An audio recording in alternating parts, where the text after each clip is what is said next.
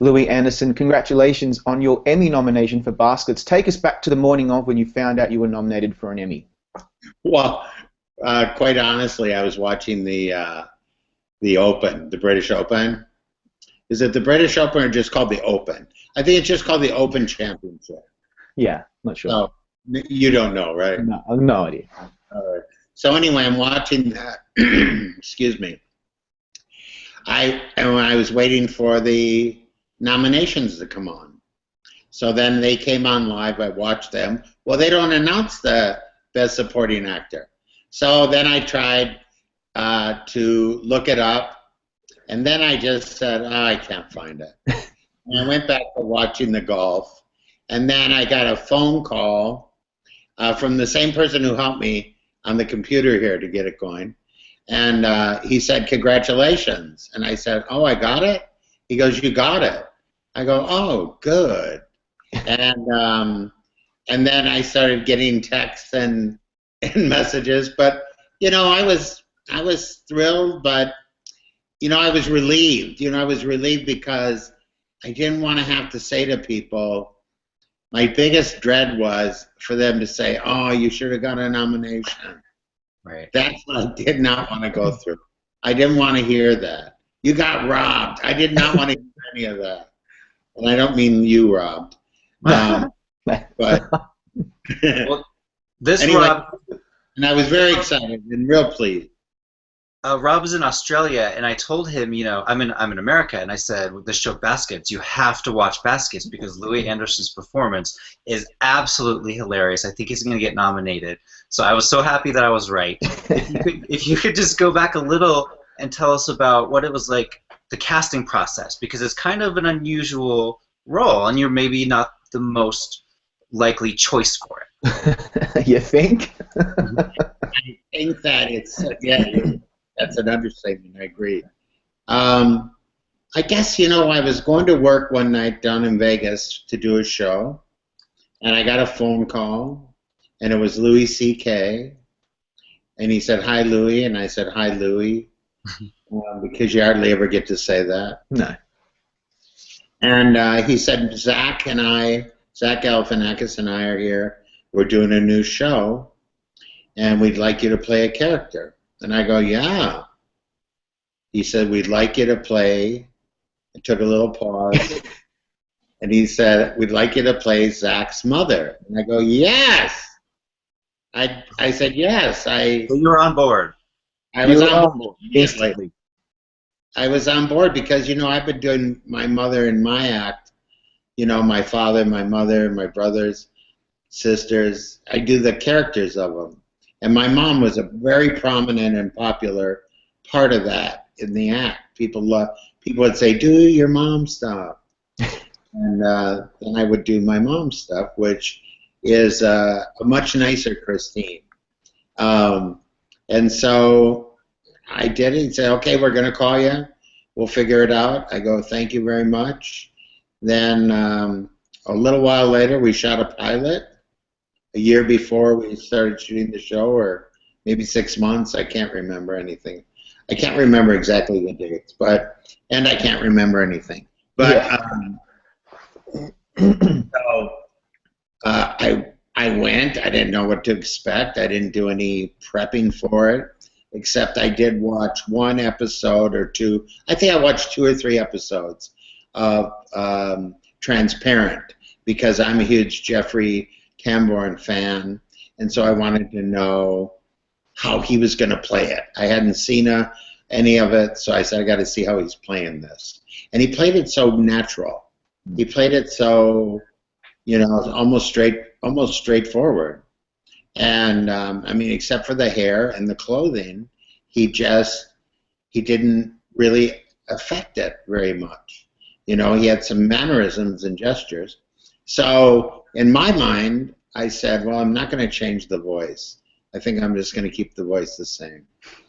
And then Jonathan Kreisel, you know, from Portlandia and many other things, Saturday Night Live and Men Seeking Woman, he agreed with me. He said, just, you know, don't do anything weird or, you know, like we we wanted to make sure it wasn't cartoony.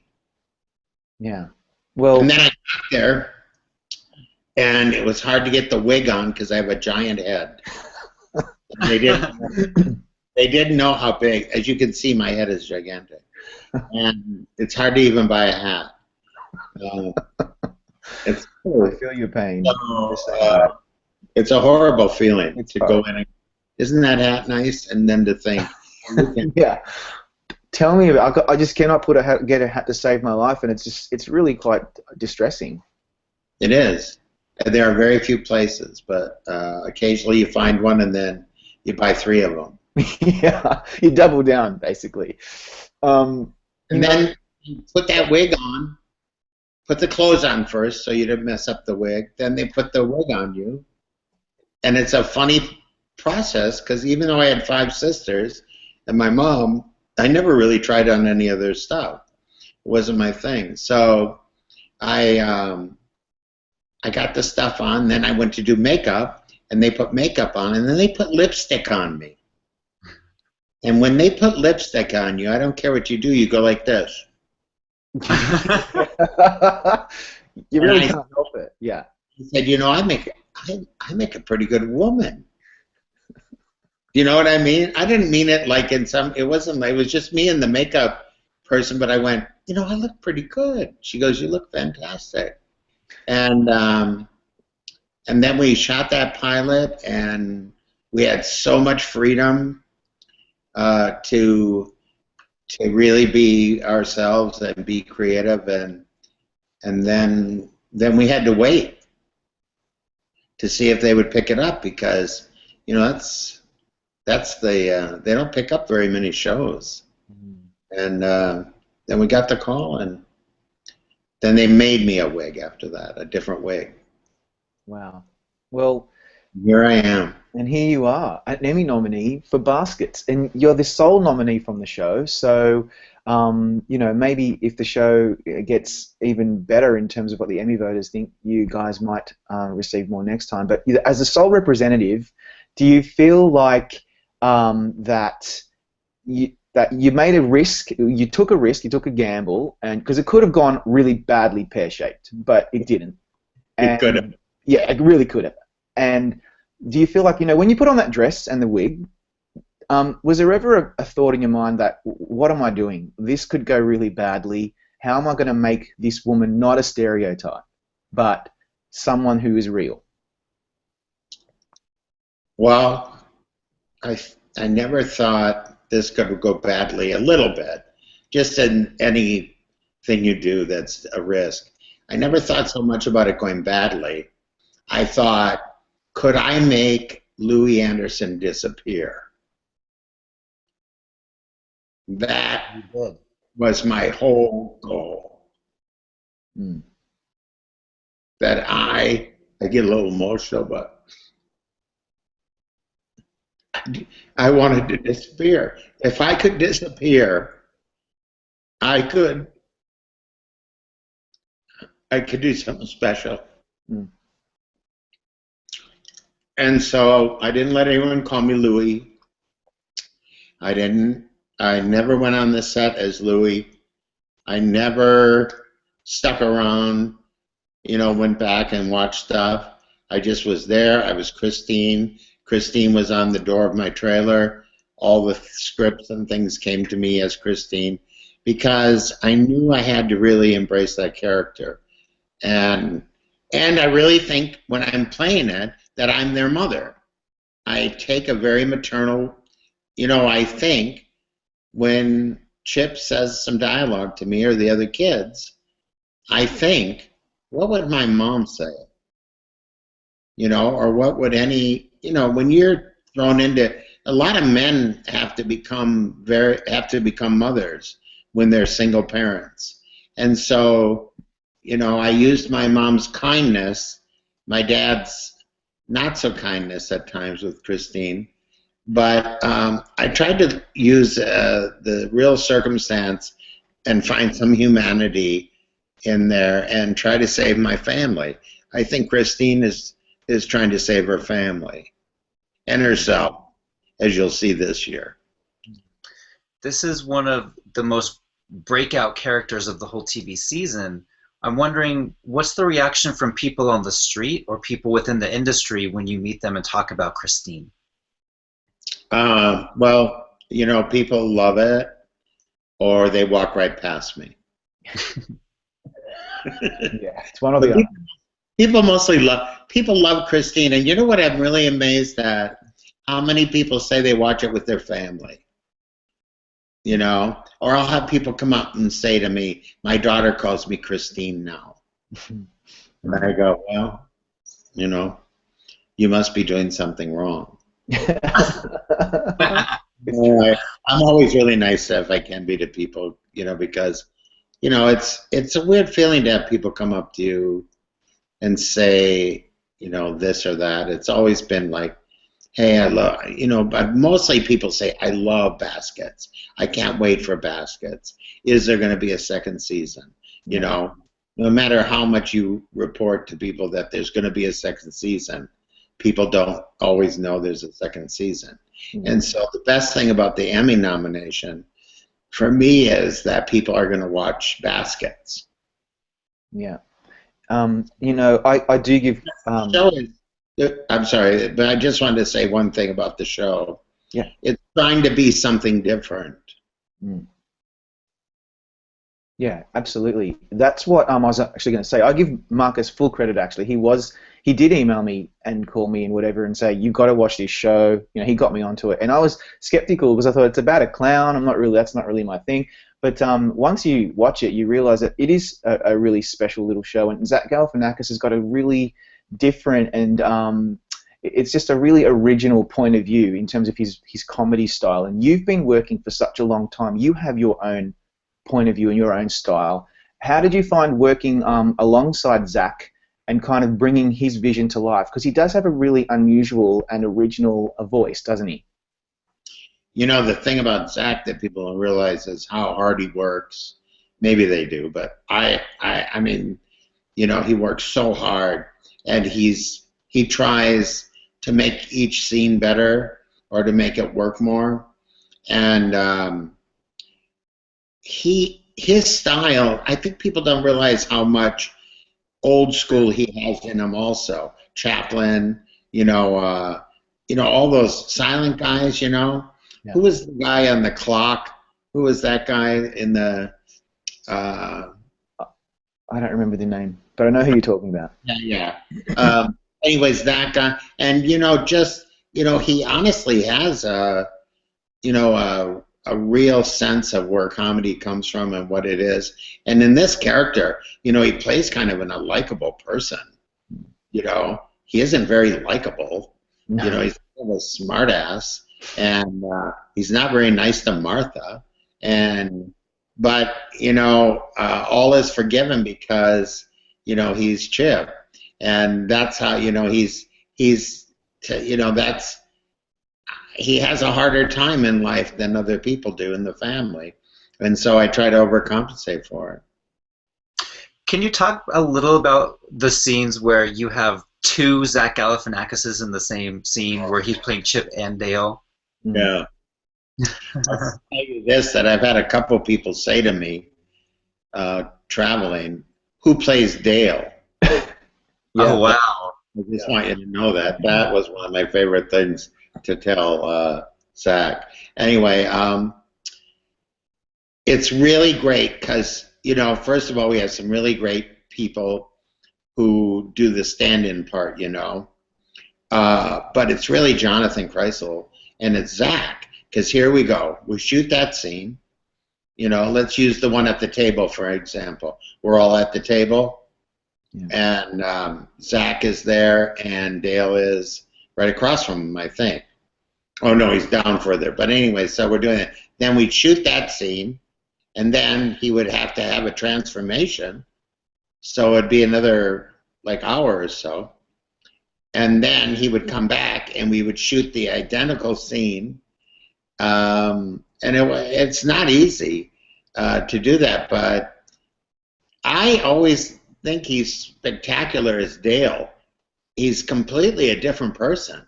Mm-hmm. I mean, I think he's doing a tremendous job at playing twins. Because usually they're so similar, but I don't, you know, Chip's much more likable than Dale is in some way. Which is saying something. Your episode submission for the Emmy voters is Easter in Bakersfield, which is a third episode of the season. And when you watch Baskets, by episode 3, you really start learning about these characters, and particularly Christine. It was like a no-brainer that you picked this one. It's funny, but it's also actually quite sad. In the ending, you kind of get a glimpse into Christine's pain and what she's carrying with her. And I want you to talk about that episode and why you chose it and what was so special about that episode for you. Well, I talked to Jonathan. I go, what episode should we send? And I said, I love the episode. One of my other favorite episodes is when I send, Sabina, Penelope, on her way home back to France. That's a really fantastic scene for me. I love that. I thought that was the mother hen doing her thing. So is there a delay? Yeah. Marcus, just mute your microphone. Okay. Okay.